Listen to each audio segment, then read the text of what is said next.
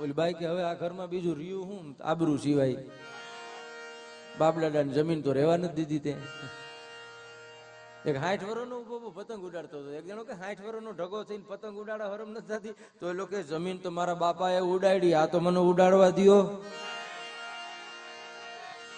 હું પતંગ જેવો નહીં. એ તો આબરૂ મારી તારા હાથમાં છે. પણ એ બાઈએ કીધું કે હું આબરૂ રાખી રાખીને થાકી ગઈ, હવે તને મરી ગયા ખાવા બેઠે તે ભાન નથી રહેતી. અને જુદી જુદી ફરમાઈશું કરો, કેરીનો મુરબો આપજો, કોઠીબાની કરચલીઓ આપજો, તા તો મારી અહીં કરચલીઓ પડવા માંડે.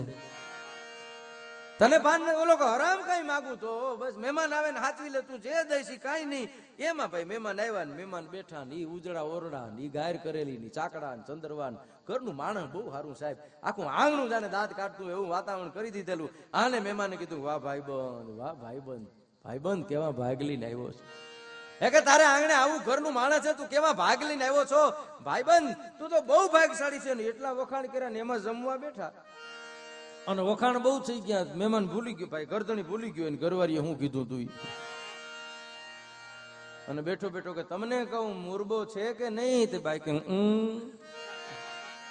ઘણો બધો છે, આપું કોઠીમાં ભૂલાય નહીં, એ તો નહીં જ ભૂલું. એ ભૂલું કઈ કઢી કરેલી ખાલી હો. અને આ મોટી મોટી વાતો એના મહેમાનો કીધું બધું ભૂલી ગયું. ઓર્ડર માંથી ઓર્ડર દીધા મેલો પાપડ શેકજો, તા તો બાઈ હેકાઈ ગઈ. અને આવી અને આખો પાટીઓ છે મૂક્યો મહેમાન વસારે, ભસાક નરો પાટીઓ, એમ પાટીઓ ફૂટી ગયો ને કઢી મહેમાન ઉડીને કઢી કઢી મહેમાન ભરાઈ રહ્યા ને ગરદણીને એ બાઈ ઠીકરા લઈ ગઈ ને પોતું કરીને વહી ગઈ.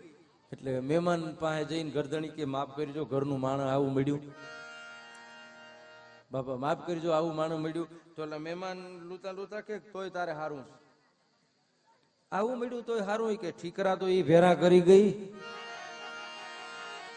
અમારે નહીં આવ્યું તો એ બધું અમારે કરવું પડે. તઈ મહેમાને કીધું કે વાહ તે તો મને આજે ઉજરો કર્યો, તાકાત છે તમે લઈ જઈ શકો. એક બે મહેમાન ગયા ને બાઈ નક્કી કરી લીધેલું કે મરી ગયા ખાવા તો નથી જ દેવું, હે નથી દેવું ખાવા. એટલે ઓલો ઘી લેવા ગયેલો, તે ઘી લેવા ગયો ને તો બાઈ મોનો શેડો વાર્યો. મહેમાન ને એમ છું ઘર ઓછી તો કઈ સમાચાર આવ્યા છે, શેડો કાં વાર્યો મોનો? એટલે મહેમાને કીધું કેમ બેન કાંઈ ઓલું? કે ના ભાઈ કાંઈ નથી. તો તમે શું કામ રડો? એ કે મને તમારી દયા આવે. કે અમારી શું દયા આવે? તમને ખબર નથી તમારા ભાઈ બધે એક નિયમ લીધું? ના હું નિયમ લીધું? એ કે આ હાંબેલું જે ટીંગાય ને, હા હાંબેલું છે ને, હા એ અમારે એક હાંબેલું છે, બીજું કઈ રહેવા નથી દીધું. આની એને નિયમ લીધું કે જે મહેમાન આવે ને એ ખાઈ લે એટલે એના વાહામાં ત્રણ નાખવાના. તો મહેમાન એકા બીજા સામે કરો, આ હાંબેલા ત્રણ આપણે નો ખાઈ ગયો મરી રે. કરનાવનો તુકારો ન થાય, નાના હાંબેલા ખાવા. મહેમાન ભાગ્યા તો ઘી લઈને આવ્યો ને એટલે પૂછ્યું કે ક્યાં ગયા મહેમાન? મહેમાન તમારા જેવા ઉતાવળા બહુ. એ કે આ હાંબેલું જોઈએ. એટલે મેં કીધું ભાઈ હું એમને પૂછ્યા વગર ન દઈ શકું, બાપ દાદાનું આ એક જ છે. એને કીધું કે જોઈએ. મેં કીધું પૂછ્યા વગર ન દઈ શકું, તમારા ભાઈ આવે તમે તમારે દેજો. અરે મારા મહેમાન લાખ રૂપિયાના 3 કાવડિયા હાંબેલા હાટું થઈને ના પાડી દીધી. કઈ બાજુ ગયા? કે પાદર બાજુ ગયા ને હાંબેલું લઈને થયો વાહે. લેતા જાવ તા ઓલા વાયડું ઠેકતા જાય. અરે ખાધું નથી તા વસુઈટો, ખાધું હતું તો મારી નાખો. આ ઘરનું માળા સારું હોય તો આ દુનિયાના ચોકમાં તમે જગતના ચોકમાં જીવી શકો સાહેબ. તાકાત નથી તમે કોઈને કાંઈ આપી શકો. બે માણસના એક હોય મતા તો એને સ્વર્ગાપુરમાં સત. આ લોક સાહિત્યના માધ્યમ છે. હવે તો યુગ બદલી ગયો છે સાહેબ, આ બધાને ખબર છે. આ વાતું કરતા હોય, ગાવ ગાવના પલાક આપતા હજારો માણસો આજે માણસ આવે છે, કલાક 2 કલાક આનંદ આવે, મજા આવે, એ તો બેઠા હોય છે. કારણ કે કલાકાર આમ બહુ મોંઘો થયો છે તો આમ બહુ સસ્તો થયો છે. તમે યુટ્યુબ ઉપર ધારો ત્યારે ગમે ને ગોતી શકો. હાવ સસ્તો છે. બોલાવો કદાચ મોંઘો હોય છે, જેથી બોલાવો સસ્તો હતો પણ આમ મોંઘો હતો, જડતો નહીં ગમે નહીં. પ્રોગ્રામ સિવાય તમારી પાસે કોઈ માધ્યમ નહોતું. દિવસે દિવસે માણસ ઓછા આવવા માંડે છે. માણસ પણ એક વાત યાદ રાખજો સાહેબ, લોક સંસ્કૃતિના માધ્યમોથી, એમાં લોક સંગીતના માધ્યમથી, લોક સાહિત્યના માધ્યમથી આ દુનિયાના ચોકને જે મળ્યું છે ને એની તમે કલ્પના નહીં કરી શકો. શું નથી દીધું? સમજણના પાઠ છે એ ભણાવ્યા છે. કેવી સમજણ હોય છે કલ્પના તો કરો. એક જણો વાડીએ ગયેલો ને તો એના બાપુજી છે એ હિંડોરા ઉપર હિચકતા હતા. આ ભાઈ ત્યાં બેઠેલો, એમાં અમેરિકાનો મહેમાન આવ્યો. એટલે મહેમાને પૂછ્યું કે આ કોણ છે? કે મારા બાપુજી છે. ઓ તારા બાપુજી? મારા બાપુજી. પગે લાગીને વયો ગયો.